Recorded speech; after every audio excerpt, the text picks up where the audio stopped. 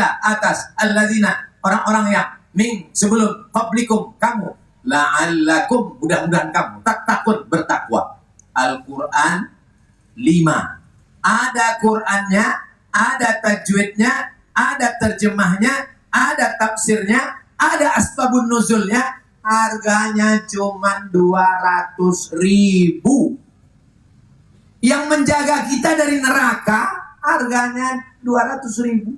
Sementara harga sepatu hari raya 2 juta. Cuman menjaga kaki dari tai ayam. Dulu bapak waktu nikah sama ibu maharnya apa? Quran Pak Ustadz. Mana Qurannya? Disampul dengan kain sutra, dimasukkan ke kayu jati, dipaku, disimpan dalam lemari, nggak pernah dibuka sampai mati. Aku nikahkan engkau dengan anakku dengan mahar Al-Qurannya nggak pernah dibaca sampai mati, tunai. Pulang dari sini, ambil obeng linggis, buka, baca. Habis tarawih, witir, habis witir, tadarus, habis pulang ke rumah, panggil anak, panggil istri. Anak pertama, sini, baca. Anak kedua, baca. Istri, baca. Bismillahirrahmanirrahim. Yasin. Perasaan dari sebelum nikah Yasin ini. Kok Yasin? Persiapan untuk kau, Bang. Wal Qur'anil Hakim. Innaka laminal mursalin ala siratim mustaqim. Di Muara ini masih ada tradisi baca Yasin? Kalau memang masih, coba sambung.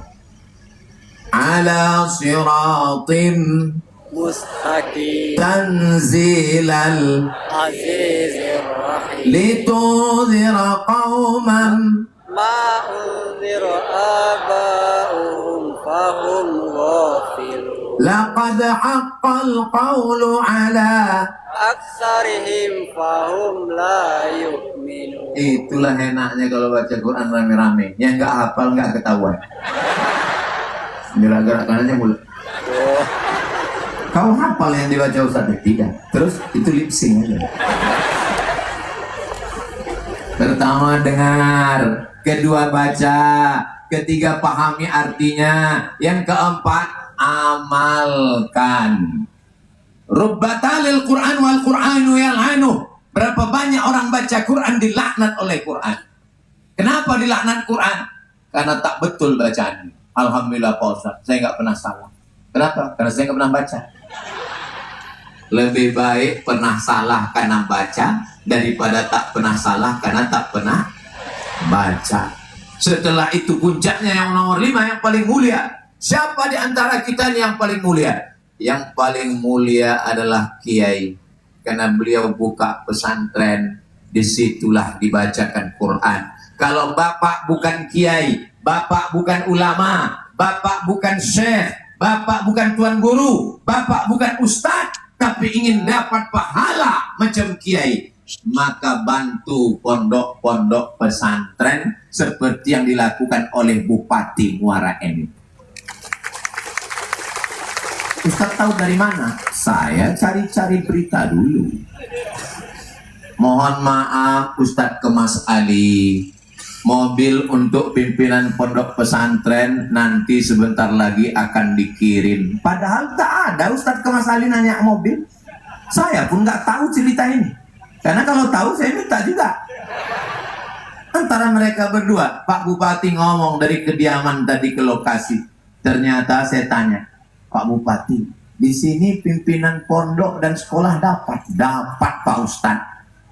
Tolong Bupati, Gubernur, Wali Kota, Kepala Daerah dari Sabang sampai Papua, kalian tiru yang dilakukan Bupati Muara Enim.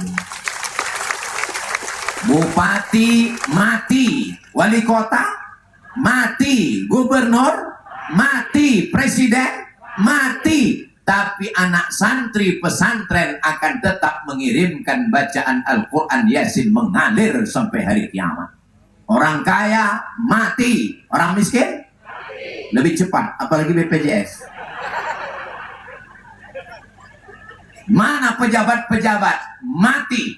Tapi kalau kita tolong pesantren, harimau mati meninggalkan belang, gajah mati meninggalkan gading, manusia mati meninggalkan mobil.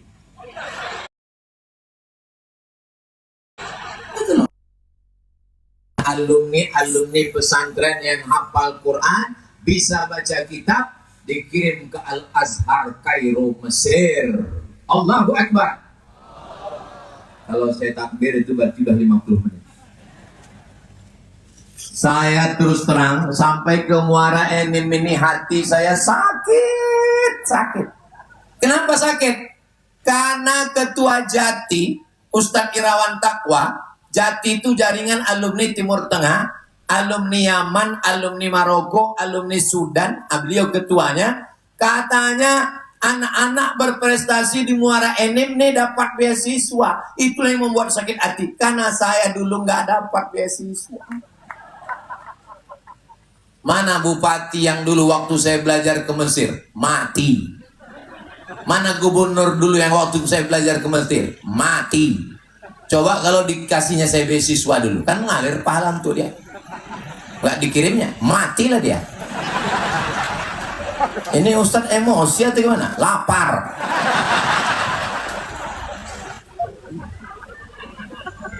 Bapak Ibu yang dimuliakan Allah, saya terus terang, ini kan ceramah yang keberapa ini ya?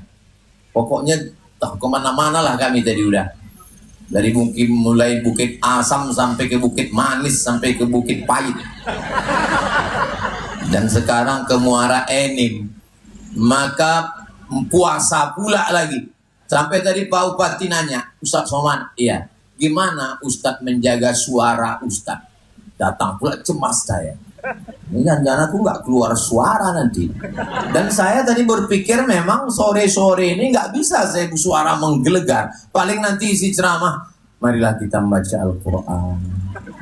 Ramadan ini kita isi dengan banyak menghafalkan Al-Quran. Rupanya sampai kemari menggelegar. Bukan karena suara saya kuat, tapi karena memang sound systemnya mantap. Luar biasa sound system, luar biasa. Apa yang dimuliakan Allah. Ini bukan sembarangan sound system ini. Kalau Tuhan pergi ke Makkah, jangan lupa membeli kebab. Sudah lama saya tausiah, sound system ini pakai jilbab. Sudah siap di atasnya. Begitu hujan langsung turun. Cuman jilbabnya kurang istiqomah memang. Bapak Ibu yang dimuliakan Allah, guru-guru mengaji saya harap dikasih dari insentif. Setuju atau tak setuju? Guru kimia PNS, guru fisika angkat jadi pegawai, guru matematika ASN ada tunjangan, guru mengaji hanya dapat 100.000 sebulan, itu pun cair 6 bulan sekali. Padahal mereka lah ujung tombak yang menyelamatkan anak kita dari neraka jahanam. Maka dia tung panjang ini, astagfirullah.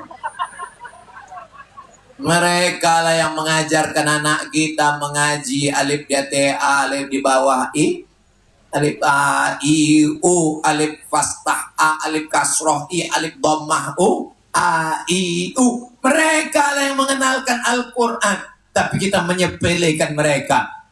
Duitnya dari mana?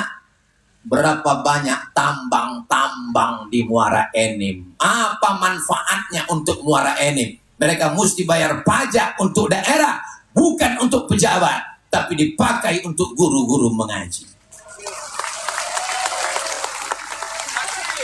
Terus apa untungnya untuk Ustadz Somad?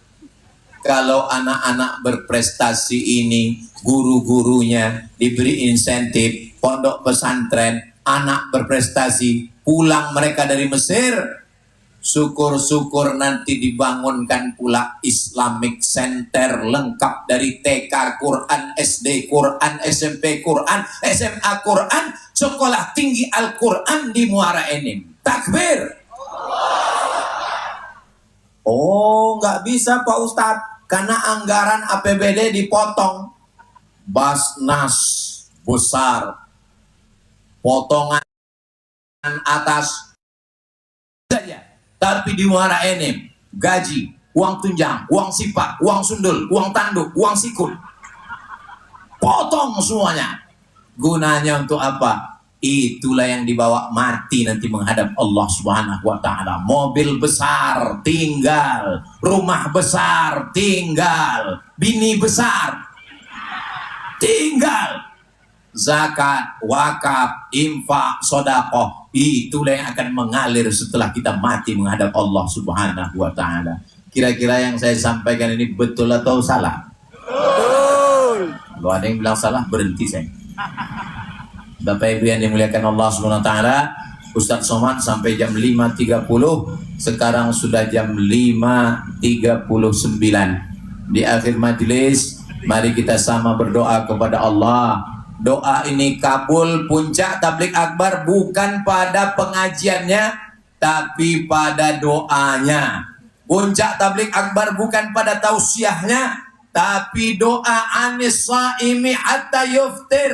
Orang yang berpuasa sampai dia berbuka, itulah orang-orang yang mendapatkan keberkahan. Makanya menjelang berbuka itu banyak-banyak berdoa, bukan kesusahan untuk menangkap orang berburu kolak 3 bungkus.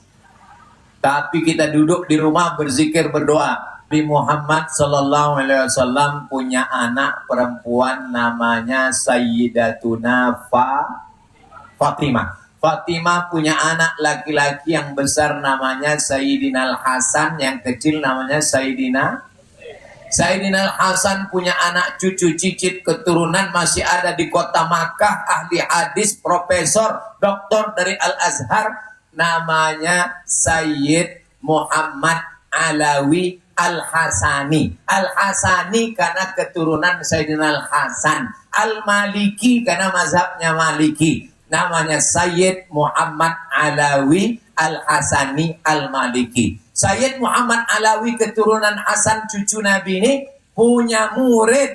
Nama muridnya Kiai Haji Dainawi. Beruntunglah anak bapak ibu yang belajar kepada beliau, bersanad langsung. Kami yang tak pernah belajar kepada Sayyid Muhammad Alawi karena umur, karena usia, tapi beliau mendapatkan keberkahan.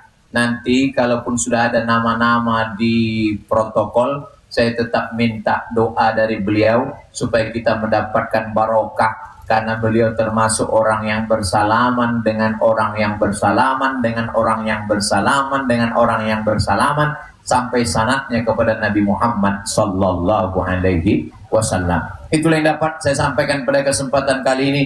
Banyak kata-kata saya menyinggung perasaan, tidak berkenan di hati Bapak Ibu. Maukah Bapak Ibu memaafkan saya? Alhamdulillah. Di akhir majelis saya tutup dengan pantun penutup. Menangkap puyuh di Bukit Selasi. Thank you dan terima kasih. Wassalamualaikum warahmatullahi wabarakatuh. Waalaikumsalam.